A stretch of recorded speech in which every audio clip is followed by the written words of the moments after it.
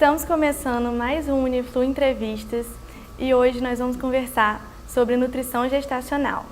E aqui conosco está a nutricionista Michele e ela vai falar um pouquinho com a gente. Boa noite, Michele. Boa noite, obrigada pelo convite, adorei. Obrigada a você. Michele, qual a importância do acompanhamento nutricional?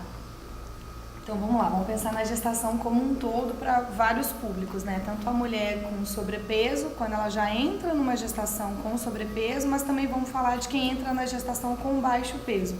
E muitas vezes os problemas que a gente pode vir a acarretar ao longo da gestação. Então, quando a gente tem uma pessoa que já engravida com sobrepeso, a gente tem infelizmente muitos riscos, tanto para o bebê quanto para a mãe. Quanto mais quando a gente vem com todos os problemas hormonais da gestação, aquilo que pode vir a acarretar pós-gestação. Às vezes eu tenho alguns casos de paciente, eu brinco muito com a genética, falando com os pacientes, que às vezes uma pessoa começa a gestação vestindo 36, magrinha de ruim, depois do tempo do parto ela tem muita dificuldade para poder recuperar o peso e a gente fala assim, não, sou magra de ruim, não vou engordar, nunca vou ter problema com isso. E muitas vezes a gente tem. Então, o acompanhamento nutricional, a gente vai guiar a pessoa, aquilo que ela deve comer. Se eu for ter um desejo, vou comer em qual proporção, qual quantidade. Então, tá aí para poder ajudar tanto as pessoas que estão com sobrepeso e quem tem baixo peso.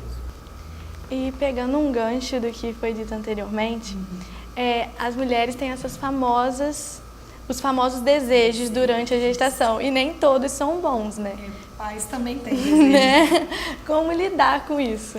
Então, eu acho que eu trabalho diretamente com mulheres, né? Eu tenho, claro que eu atendo homens, mas o meu público-chave é o público feminino. Então, em geral, mesmo quando a mulher não está grávida, ela tem desejo, né? A gente passa pelas épocas da TPM, pelas épocas do estresse, e o alimento ela tem uma missão, é um hormônio que é ativado, principalmente quando a gente come doces especiais, coisas muito gostosas, que chama serotonina.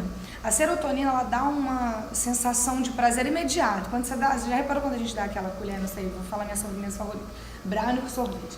Você dá uma colherada, seu olhinho fecha. Isso é serotonina trabalhando no extremo dela. Então, a gente tem esse desejo em geral. Quando a mulher está grávida, naturalmente, ela literalmente está comendo por dois, então o apetite dela acaba aumentando.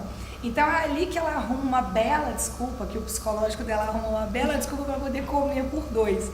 Ninguém quer comer por dois legume, verdura, fruta, a maioria das vezes a grande vontade de comer massa, né? Coisas muito pesadas. Eu acho que até numa dieta normal, para uma pessoa que não está na gestação, eu sempre friso muito o equilíbrio. Você pode comer aquilo que você gosta? Claro que você pode, mas você não pode comer como se fosse o último dia da sua vida nunca. Então eu acho que na gestação é a mesma coisa, porque você tem que pensar muito no pós. Se você, infelizmente, vou falar de maneira bem feminina mesmo falando, a gente não quer que estoure, estria, a gente não quer ficar com uma flacidez gigantesca. Então, se você come de uma maneira muito exagerada agora, é claro que você vai sofrer essa consequência quando você deixar de ter, né, quando você tiver o seu neném.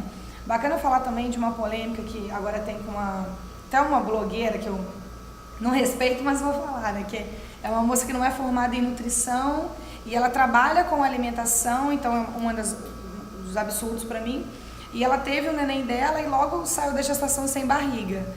É claro que cada um tem uma genética, a gente tem que respeitar muito essa particularidade, cada um tem um corpo, cada um de uma maneira. Às vezes você vai falar assim pra mim, ó, depois da minha gestação, 10 dias, 15 dias eu já tava com minha barriga retinha igual da minha mãe. Então já é uma questão de genética, já é de você. Então a gente tem que respeitar a particularidade, mas é claro que se alimentar bem durante a gestação para poder lá na frente não ter que correr tão atrás do prejuízo assim. Muito obrigada, Michele, pela sua participação e por poder compartilhar um pouquinho com a gente sobre a nutrição gestacional. Ok. E é isso, gente. O Uniflu Entrevista vai ficando por aqui. Eu sou a Eduarda Lontra e até a próxima.